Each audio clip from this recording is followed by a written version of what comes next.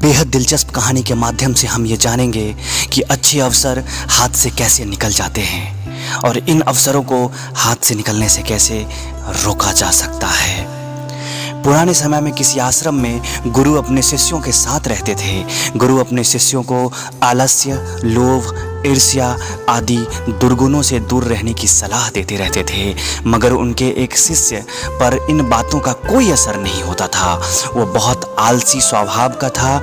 इन बातों से गुरुजी परेशान रहते थे। उसकी शिक्षा पूरी होने वाली थी, लेकिन वो समय के मूल्य को नहीं समझ सका था। शिष्य आलस्य की वजह से आज का काम कल और कल का काम परसों पर टाल देता था। गुरु ने सोचा शिष्य को समय का महत्व नहीं समझाया तो इसका जीवन बर्बाद हो जाएगा। एक दिन गुरुजी आलसी शिष्य को एक पत्थर देते हैं और कहते हैं, पुत्र, ये पारस पत्थर है, इससे तुम जितना चाहो उतना सोना बना सकते हो, लेकिन तुम्हारे पास सिर्फ 2 दिन का ही समय है। इससे तुम्हारा जीवन सुधर जाएगा। मैं दूसरे गांव जा रहा हूँ, 2 दिन बाद आश्रम लौट आऊँगा, तब मैं ये पत्थर तुमसे वापस ले लूँगा।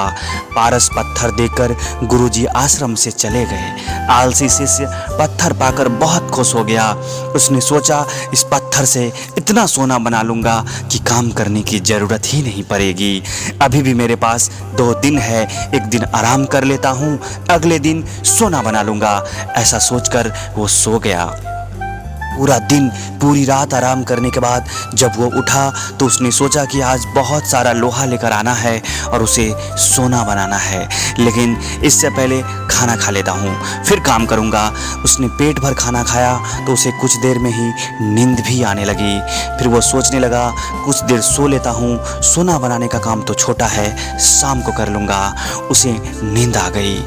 सूर्यास्त हो चुका था, तब जाकर उसकी नींद खुली। जैसे ही शिष्य उठा उसने देखा गुरुजी लौट आए हैं। गुरु ने शिष्य से कहा, अब रात हो चुकी है, 2 दिन पूरे हो चुके हैं, इसलिए अब वह पत्थर मुझे लौटा दो।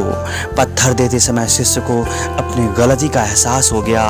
वो समझ चुका था समय बहुत मूल्यवान होता है, इसे आलस्य से बर्बाद नहीं करना चाहिए।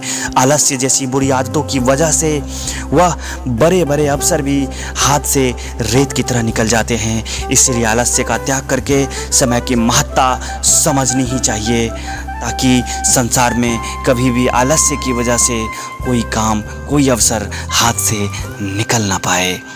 धन्यवाद।